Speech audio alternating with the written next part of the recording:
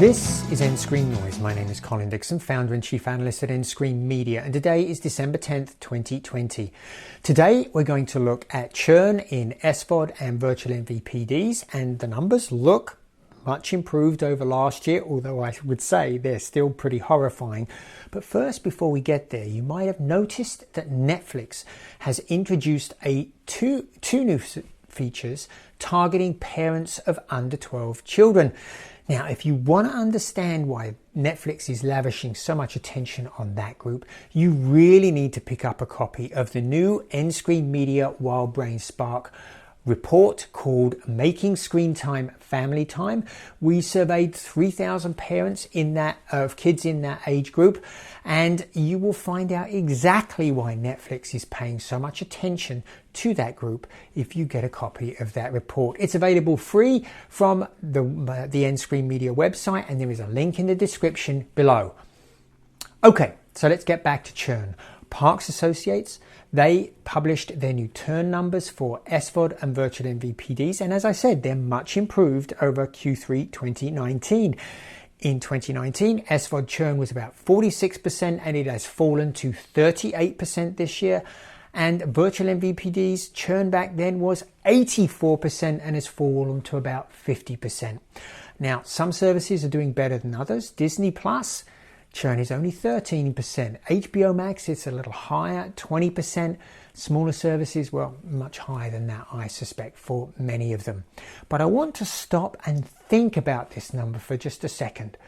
For a virtual MVPD like Hulu, 50% churn, well, that means that in any given year, they're going to lose about 2 million subscribers of their 4.1 million subscribers. That is a huge cancellation rate, a huge churn rate.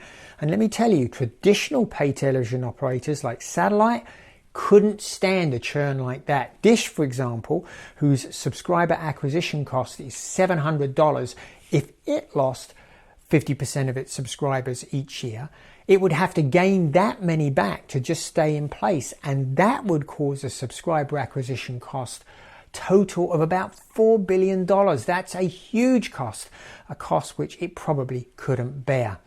So the question is, does churn really matter for a virtual MVPD?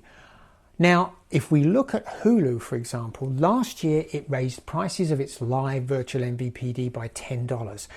It told its subscribers, if this is too much for you, then why don't you just cancel live? Just turn live off. Keep Hulu, which is only $6 a month if you're watching ads, but turn live off. And then when something happens on live TV that you want, you can just come back in and turn it back on again. So, does that mean that churn is really telling us anything valuable about an SVOD or a virtual MVPD, if that is the general attitude to cancelling service?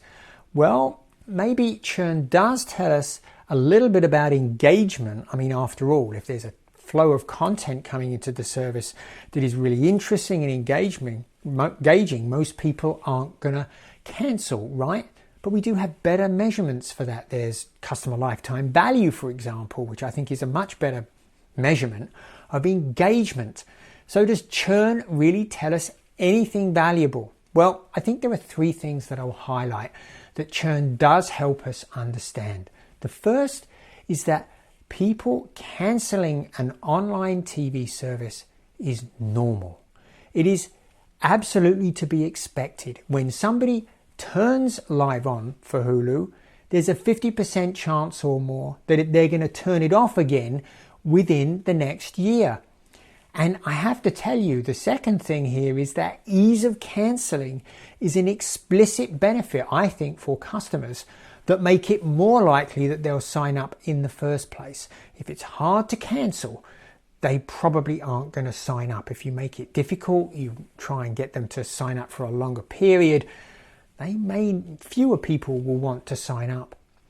And that means, and this is the third critical point, that you have to really think about customers in a different way. Just because somebody isn't paying you doesn't mean they're not a customer. You have to think that they came to you for some reason in the first place. There was some piece of content you had that made them sign up, chances are you're going to come up with something soon that they will want to watch and will come and sign back up again. Unless, of course, you made their life so miserable in cancelling that they are gun shy and they just don't want to come.